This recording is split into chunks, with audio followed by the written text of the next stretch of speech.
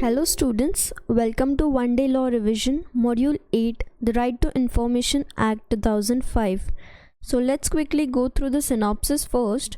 In this module, we will cover the concept transparency, accountability and right to information, object application definition and salient features of the Act, RTI Act 2005. Right to information and obligations of public authorities, Central Information Commission, State Information Commission, power and functions of both the commissions, appeal and penalties. And the last synopsis, hurdles in the implementation of the act, कि ये act implement करने में क्या क्या hurdles आते हैं. So let's get started. सबसे पहले introduction. Right to Information Act, जिसमें हमने वर्ड्स देखने transparency and right to information. अगर लोगों को सही इन्फॉर्मेशन मिलेंगी मतलब ट्रांसपेरेंसी है, so words are interconnected. Right to information act influences the people and impact on Indian administration. किस तरीके से पीपल को इन्फ्लुएंस करेगा? अगर इन्फॉर्मेशन लोगों के पास ईजिली रहेगी तो that will lead to transparency, better functioning of public authorities. अगर लोगों के पास इंफॉर्मेशन पहुंच रही है तो public authorities will be held responsible अगर उन्होंने कुछ गलत किया तो. So in that case transparency रहेगी. इससे हम करप्शन को भी कंट्रोल कर सकते हैं. क्या इन्फॉर्मेशन डिस्क्लोज हो रही है? Regarding government rules, regulations and decisions. जहाँ डेमोक्रेटिक कंट्री है या जहाँ डेमोक्रेसी रूल करती है वहाँ अगर सिटीजन्स को पूरा इन्फॉर्मेशन नहीं मिला, in respect of what? In respect of topics या issues where we rely on the expression of views of the people or citizen of the country. अगर वही citizens को पूरा information नहीं मिला और उनका जो व्यू है अगर उन्होंने ठीक से नहीं रखा तो फिर इकोनॉमी या कंट्री नहीं ग्रो कर पाएगी, कंट्री एग्जिस्ट ही नहीं कर पाएगी. अगर सिटीजन्स को कंट्री के पॉलिसीज़ नहीं पता, they are not aware of it, तो डेमोक्रेसी नहीं वर्क कर पाती है. तो information is the oxygen of democracy. President of India gave his assent to this law on 15th June 2005 in the Gazette of India and came into force on 12th October 2005. That's why we call it Right to Information Act 2005. Transparency and accountability. RTI provides people with the mechanism to access information. RTI में एक mechanism है जिससे लोगों को information मिलेगी. In addition, every public authority is required to provide reason for its administrative or quasi-judicial decision to the affected person. Affected person मतलब क्या? जिसके अगेंस्ट डिसीजन लिया या जिस पर्सन के साथ गलत हुआ है, तो उस पर्सन को जो भी डिसीजन मिला है फ्रॉम द पब्लिक अथॉरिटी, तो वो डिसीजन क्यों आया, भले ही एडमिनिस्ट्रेटिव रहो, क्वासी जुडिशियल रहो, उसके साथ रीज़न देना पब्लिक अथॉरिटी का काम है. That is under right to information act कि तुम जिसके अगेंस्ट डिसीजन दे रहे हो उसको रीज़न तो पता होना चाहिए. That is right to information. जब तक RTI नहीं आया इट वॉज इम्पॉसिबल कि ऑर्डिनरी पर्सन को समझे कि उसने क्या गलती किया, उसके अगेंस्ट ये डिसीजन क्यों लिया गया. उसको रीजंस ही नहीं मिलते थे, इन्फॉर्मेशन नहीं मिलती थी. इसकी वजह से क्या हुआ, फ्री फ्रैंक डिसीजन होता ही नहीं था, डिस्कशन नहीं होता था. तो RTI के आने के बाद क्या हुआ, it is a sort of partnership between citizens and governments for what, for the welfare of the people. Partnership is derived from the fact that people are not only the ultimate beneficiary. जो company के जो country के people है, that is country के जो citizens है, अगर उनको इन्फॉर्मेशन मिलेगी तो सिर्फ उनका बेनिफिट नहीं होगा, मतलब वो उनको बेनिफिट तो होगा, they are the ultimate beneficiary, but जब उनके पास इन्फॉर्मेशन रहेगी तो they will also act as the development of company. So they will act as agents in the development of country. क्यों? क्योंकि फिर वो प्रॉपरली डिसीजन ले पाएंगे. स्टेक होल्डर का पार्टिसिपेशन क्यों इम्पॉर्टेंट है? अगर स्टेक होल्डर पार्टिसिपेट करेंगे तो कंट्री ग्रो करेगी, बेटर प्रोजेक्ट्स इम्प्लीमेंट होंगे. इसलिए सिटीजन्स का पार्टिसिपेशन इम्पॉर्टेंट है, स्पेशली इन अ कंट्री जहाँ डेमोक्रेसी है. What is democracy? By the people, of the people. तो यहाँ अलग अलग लोगों का इन्वॉल्वमेंट है, इसलिए उनके पास इंफॉर्मेशन होना ज़रूरी है for better implementation of any project. Empowerment of local government bodies. जो लोकल गवर्नमेंट बॉडीज़ है विलेज लेवल पे, उनका भी इन्वॉल्वमेंट बढ़ा के and through various NGOs and self help group उनका भी हेल्प लेके गवर्नमेंट ने क्या किया है, जो रूरल एरिया में लोग रहते हैं उनको भी इंफॉर्मेशन प्रोवाइड करने के लिए ये सब आरटीआई के अंडर इनका हेल्प लिया है कि ताकि जो विलेज में लोग रहते हैं उनको इंफॉर्मेशन मिलती रहे। इसलिए हमने किसका हेल्प लिया, एनजीओस का, सेल्फ हेल्प ग्रुप का, या जो लोकल गवर्नमेंट बॉडीज़ है उनका, in respect of utilization of funds allocated under rural employment guarantee scheme. After that let's see the object कि राइट टू इन्फॉर्मेशन एक्ट क्यों आया। To provide for setting out the practical regime और right to information for citizens. हम एक ऐसा platform provide करेंगे जहां citizens को इन्फॉर्मेशन मिले to secure access to information under the control of public authority, कि पब्लिक अथॉरिटी के कंट्रोल में सिटीजन्स को इन्फॉर्मेशन प्रोवाइड करना is the objective of right to information act. उससे क्या होगा, सिटीजन्स एम्पावर होंगे, एनलाइटन होंगे, क्यों, क्योंकि they will get the information that will promote transparency, accountability in the working of public authority. क्योंकि रीजनिंग देना है तो पब्लिक अथॉरिटी ट्रांसपेरेंटली या अकाउंटेबली काम करेगी। That will control the corruption, corruption need to be controlled, फिर उसी से हमारी कंट्री का डेवलपमेंट होता है। करप्शन मतलब क्या, घूस दे के काम करवाना। And make our democracy work for the people in real sense. Now this act applies to whole of India but it excludes some intelligence and security organizations। क्यों, क्योंकि राइट टू इन्फॉर्मेशन में क्या बोला है कि तुमको नॉर्मल पब्लिक को information देना है, बट कुछ इंटेलिजेंस एंड सिक्योरिटी ऑर्गेनाइजेशंस रहते हैं for the betterment of country, ताकि कंट्री का वेलफेयर देख सके, कोई आउटसाइड कंट्रीज से हमारी कंट्री को प्रोटेक्ट कर सके, तो फिर ये एजेंसी को इन्फॉर्मेशन प्रोवाइड करना ज़रूरी नहीं है। Such agency is established by central government. But ऐसा नहीं है कि ये एजेंसी को पूरा एब्सोल्यूट राइट है कि ये कुछ भी इन्फॉर्मेशन नहीं देगी। अगर इनके अगेंस्ट किसी ने एलिगेशंस डाले हैं या कंप्लेन फाइल की है रिलेटिंग टू करप्शन या human right violation, then they have to give the reasons, they have to provide the information. But जब भी ये एजेंसी इन्फॉर्मेशन प्रोवाइड करेगी तो पहले वो अप्रूवल लेगी सेंट्रल इंफॉर्मेशन कमीशन का या स्टेट इंफॉर्मेशन कमीशन का। दैट इज, हम इसको शॉर्ट फॉर्म में बोलेंगे CIC या SIC। So normally the act excludes to whole of India but there is an exclusion, extends to whole of India but exclusion is intelligence and security organization established by central government.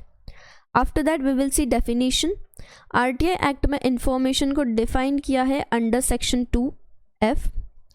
Information means any material in any form including records, documents, memos, emails, opinions, advice, press release, circulars, orders, logbooks, contracts, reports, papers, samples, models, data material, ये सारी तरीके के documents में जहाँ जहाँ information है हम उसको इंफॉर्मेशन बोलेंगे।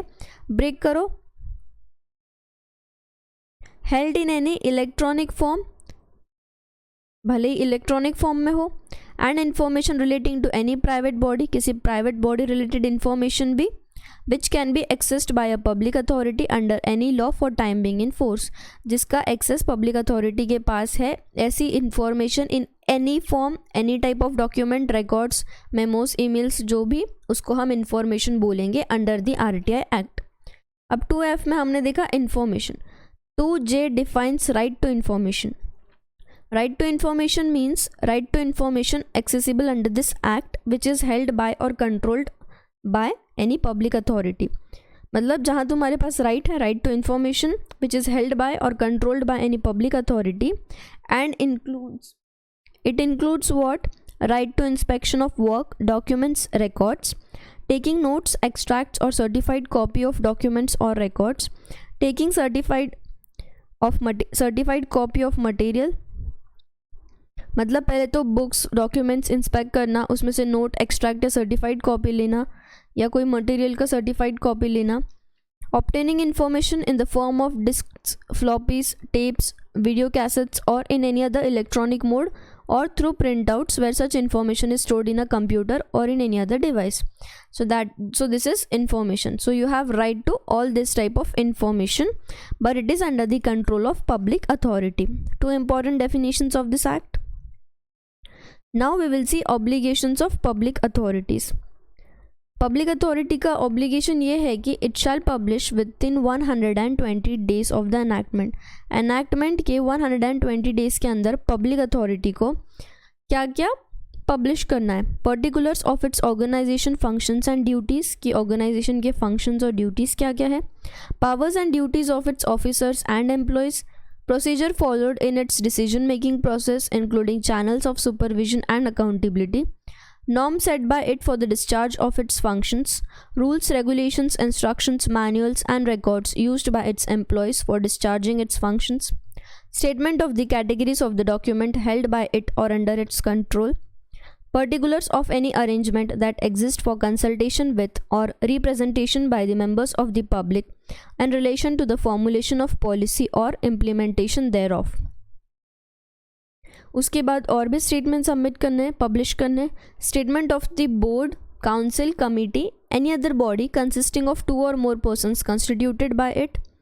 एडिशनली अगर कोई इन्फॉर्मेशन है as to whether the meetings of this are open to the public और मिनट्स ऑफ सच मीटिंग, मतलब पब्लिक अथॉरिटी की जो मीटिंग्स होती है उसमें जो मिनट्स मेंटेन होते हैं वो भी पब्लिश करने हैं। Directory of its officers and employees, फिर कितना मंथली रेम्यूनरेशन मिलता है to each officer employee including the system of compensation as provided in this regulation, including compensation monthly remuneration कितना मिलता है to each officer employee. Budget allocated to each agency कि government ने कितना बजट अलोकेट किया है। Particulars of all plans, proposed expenditure and reports कि आगे के प्लान्स क्या है, प्रपोज्ड एक्सपेंडिचर क्या है, कितना बजटेड अमाउंट था, कितना तुमने एक्सपेंड किया है, आगे कितना करने वाले हो। So that is accountability. Manner of execution of subsidy programmes कि अगर कोई सब्सिडी प्रोग्राम्स हेल्ड करने हैं तो कैसे उसको एग्जीक्यूट करना है, कितना अमाउंट अलोकेट किया है। Details and beneficiary of this program कि इस प्रोग्राम से किसको फ़ायदा हुआ है। Particulars of recipients of concessions, permits और authorisations granted by it, details of information available to और held by it reduced in any electronic form. Particulars of facilities available to citizens for obtaining information including the working hours of a library or reading room if maintained for public use. Name, designation and other particulars of the public information officers. So this were the obligations of public authorities कि उनको क्या obligation है, information provide करना है to whom, to the citizens of our country. So these are the obligations कि ये सारे information public authority publish करेगी to the citizens. After that we have two bodies in this particular act, in this act, Right to Information Act, that is Central Information Commission, and the other one is State Information Commission. So we will see what both the authorities are, what both the bodies are, their composition, their functioning. After that we will see appeals and penalties. So पहले देखेंगे Central Information Commission, established in 2005 by the Government of India. Central है मतलब Government of India, that is Central Government, under the provision of Right to Information Act. It plays an important role. CIC, Central Information Commission, plays an important role in maintaining transparency. And how transparency is maintained? By providing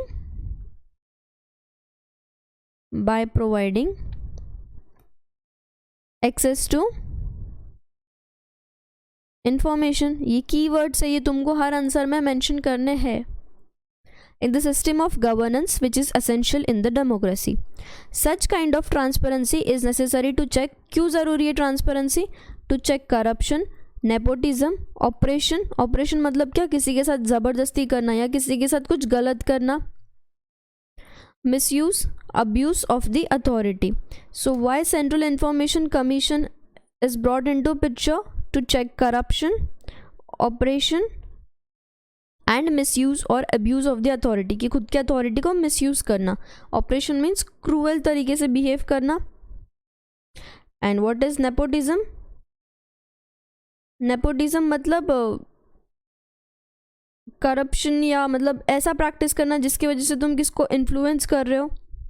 you are being partial to somebody, that is nepotism. अब composition of CIC क्या है? Composition of CIC में पहले तो it consist of chief information commissioner, एक chief information commissioner होगा chief, और बाकी के सेंट्रल इंफॉर्मेशन कमिश्नर रहेंगे such number as the government things fit और as required but not exceeding 10, मतलब मैक्सिमम 10 हो सकते हैं, मैक्स 10, और एक chief. President of India appoints chief information commissioner, president appoint करेंगे, एंड बचे हुए जो इंफॉर्मेशन कमिश्नर्स है they will be appointed on recommendation of the committee.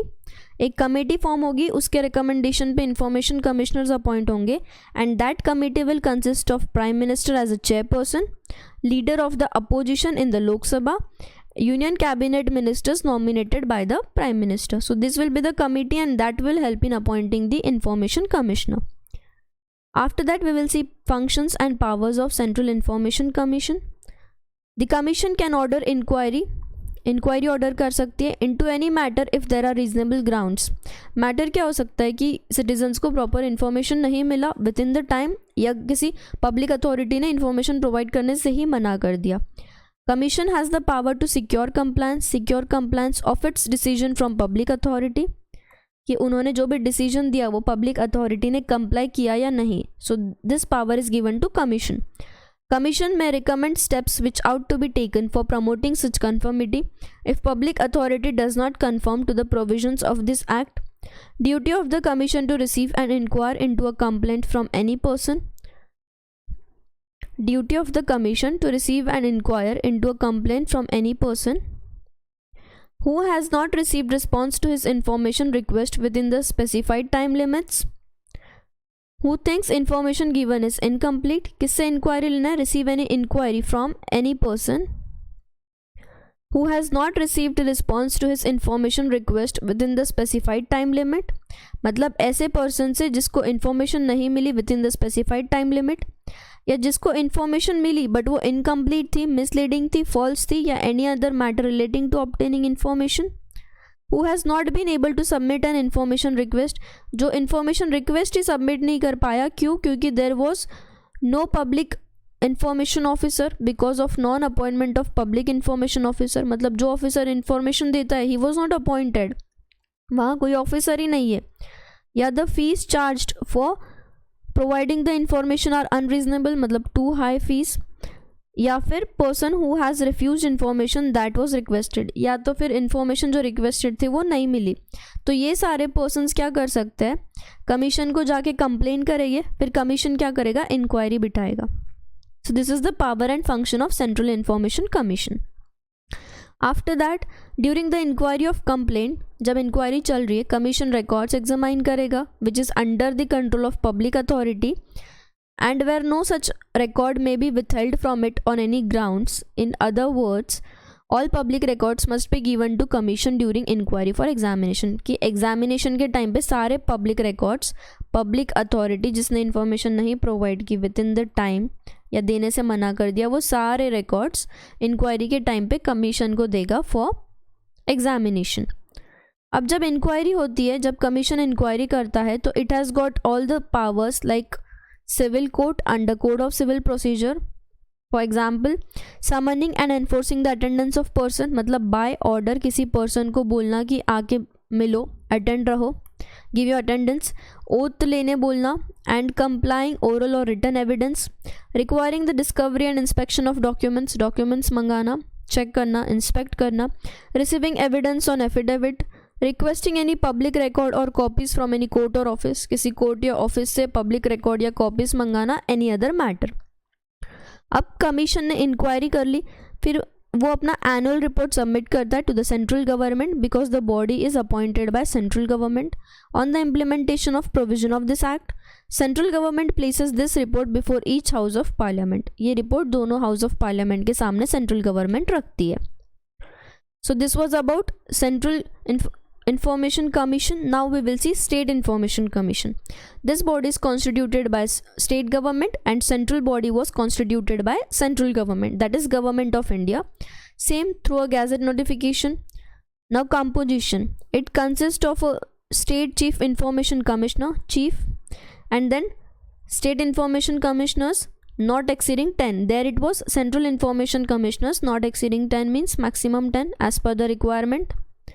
Appointed by the governor on the recommendation of the committee. Committee में कौन कौन रहेगा? The chief minister as chairperson. Chief minister of what? Chief minister of particular state. वहाँ हमने क्या देखा था? President.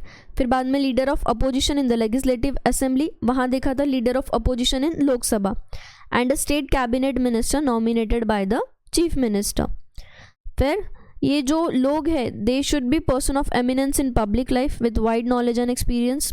They should have a wide knowledge and experience in law, science, technology, social service, management. They should not be member of parliament or a member of legislature of any state or union territory as the case may be, or hold any other office of profit or connected with any political party or carrying on any business or pursuing any profession. कि ये जो लोग हैं उनका कोई और profit making office से connection नहीं होना चाहिए and no other connection with any political party या जहाँ पे बिजनेस हो रहा है any other body. After that we will see powers and functions of State Information Commission. State Information Commission का काम क्या है? एनुअल रिपोर्ट सबमिट करना है टू द स्टेट गवर्नमेंट कि किस तरीके से इम्प्लीमेंटेशन हो रहा था of the provisions of the act, किस तरीके से इंक्वायरी ऑर्डर की गई थी on the reasonable grounds. Power to secure compliance कि अगर पब्लिक अथॉरिटी को कुछ तुमने डिसीजन दिया है तो वेदर इट इज़ कंप्लाइंग और नॉट, वो चेक करना। Duty of commission to receive and inquire into complaints from any person. किसी अग्रीव्ड पर्सन से कंप्लेन आती है कि उसको इन्फॉर्मेशन नहीं मिल रही है तो फिर पब्लिक अथॉरिटी के अगेंस्ट इंक्वायरी लेना। ड्यूरिंग द इंक्वायरी कमीशन क्या कर सकता है? बुक्स रिकॉर्ड्स एग्जामाइन कर सकता है विच is under the control of public authority. और अगर कोई ऐसे रिकॉर्ड्स नहीं है तो फिर एनी अदर ग्राउंड, मतलब कुछ और यूज़ करके वो चेक करेगा। इंक्वायरी के टाइम पे कमीशन को सारे पावर्स है like that of civil court under code of civil procedure with regards to following matters, जैसे कि बुक्स मंगाना, discovery of books and inspection of document, same like which we studied in central information commission. Issuing summons for examination of witness और documents, any other matter, summoning and enforcing attendance of person, मतलब attendance order करना, compelling them to give oral और written evidence on N oath and to produce documents और thing, receiving evidence on affidavit, requisitioning any public record from any court और office. जब कोई public authority ये act के provisions को follow नहीं करती है तो कमीशन क्या करेगा? स्टेप्स लेगा कि वो प्रमोट करे कि कैसे प्रोविजंस को कंफर्म करना है या कैसे इंश्योर करना है कि पब्लिक अथॉरिटी ये प्रोविजंस को फॉलो करे। So this was the powers and functions of state information commission. After that we will see appeals. अब अपील कौन कर सकता है? यहाँ पब्लिक अथॉरिटी है जिसके अगेंस्ट इंक्वायरी हो रही है, सो appeal can be made by the public authority. So any person who does not receive a decision with in the time prescribed in subsection 1, मतलब जो सेक्शन 7 में टाइम प्रिस्क्राइब्ड है उतने टाइम में अगर किसी पर्सन को इन्फॉर्मेशन नहीं मिली, या फिर कोई पर्सन है जो सेंट्रल इंफॉर्मेशन कमीशन या सेंट्रल इंफॉर्मेशन पब्लिक ऑफिसर या स्टेट पब्लिक इंफॉर्मेशन ऑफिसर के डिसीजन से अग्रीव्ड है, तो वो क्या कर सकता है? 30 दिन के अंदर क्या करेगा? अपील करेगा। Appeal to whom? To such officer who is senior in rank to the central public information officer और state public information commission as the case में बी इन पब्लिक अथॉरिटी। मतलब 30 दिन के अंदर तुमको अपील करना है, बट एक्स्ट्रा का टाइम मिलता है if you prove that there were sufficient cause preventing you from filing an appeal in time. अगर अपील किसके अगेंस्ट है? Order made by central public information officer या state public information as the case में be under section 11 to disclose third party information, तो फिर वो third party भी क्या कर सकती है? अपील कर सकती है within 30 days from the date of order. जब सेकेंड अपील होता है तो सेकेंड अपील का टाइम लिमिट क्या है? Within 90 days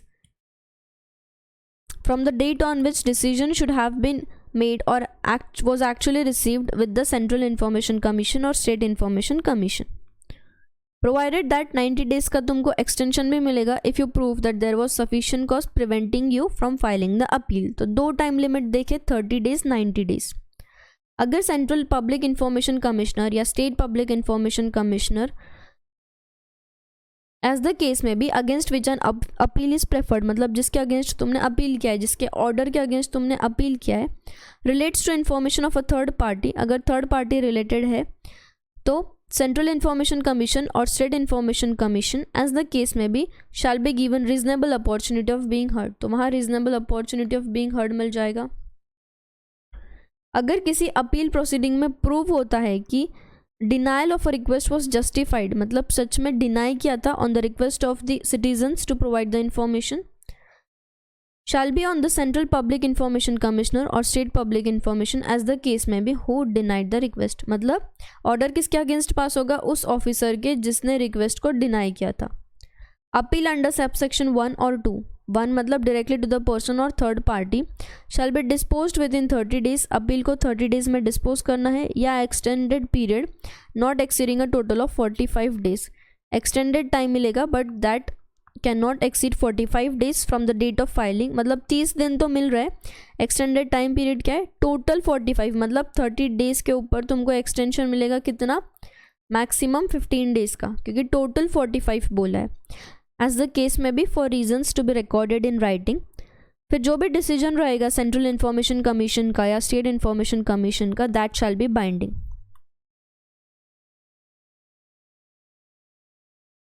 in its decision central information commission या स्टेट इन्फॉर्मेशन कमीशन को पावर है. क्या पावर है? पावर कि वो पब्लिक अथॉरिटी के अगेंस्ट नेसेसरी स्टेप्स ले, कि वो प्रॉपरली कंप्लाई कर रहा है जो भी डिसीजन लिया है CIC या SIC ने, by providing access to information as requested in a particular form, कि हम मंगा सकते हैं information, by appointing power to appoint Central Public Information Officer or State Public Information Officer as the case may be, by publishing certain information or category of information, making necessary changes to its practices in relation to maintenance, management and destruction of records, enhancing the provision of training on the right to information from its officials, providing it with an annual report in compliance with clause B of subsection 1 of section 4.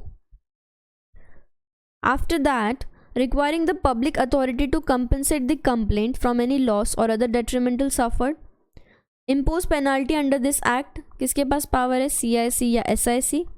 या फिर reject the application from whom? From the aggrieved person.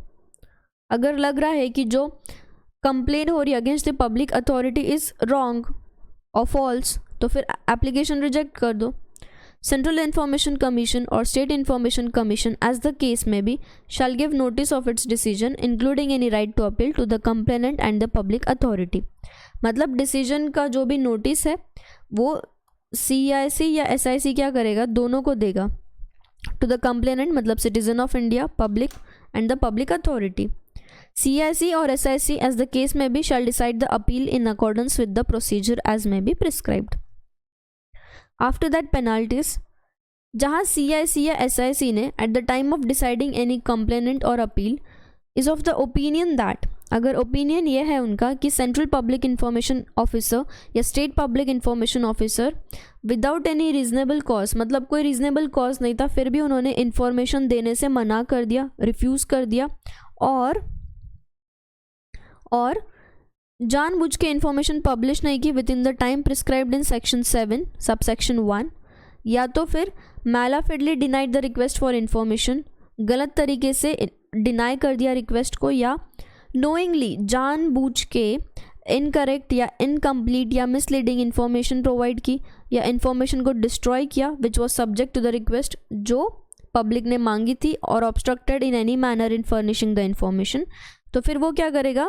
Penalty impose करेगा. Penalty of 250 rupees each day per day till application is received और information is furnished. जब तक proper information furnish नहीं करोगे तब तक 250 रुपीज़ पर डे का penalty लगेगा.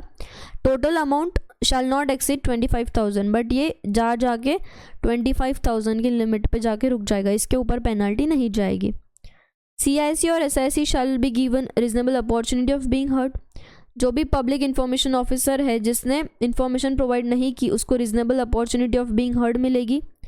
बर्डन ऑफ प्रूविंग कि हम गिल्टी है या नहीं, तो बर्डन किसके ऊपर है? सेंट्रल पब्लिक इंफॉर्मेशन ऑफिसर या स्टेट पब्लिक इंफॉर्मेशन ऑफिसर.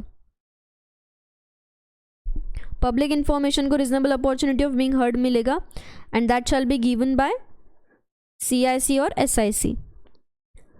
जहाँ सेंट्रल इन्फॉर्मेशन कमीशन या स्टेट इन्फॉर्मेशन कमीशन को लगता है while deciding the complaint और अपील कि पब्लिक इन्फॉर्मेशन ऑफिसर या state public information officer without any reasonable cause has fail to receive an application, मतलब fail to receive an application, गलती से एप्लीकेशन मिला ही नहीं, or has not furnished information within the prescribed period, or malafidely denied the request or given incorrect, incomplete, misleading information or destroyed the information in any manner or obstructed it in any manner, it shall recommend for disciplinary action.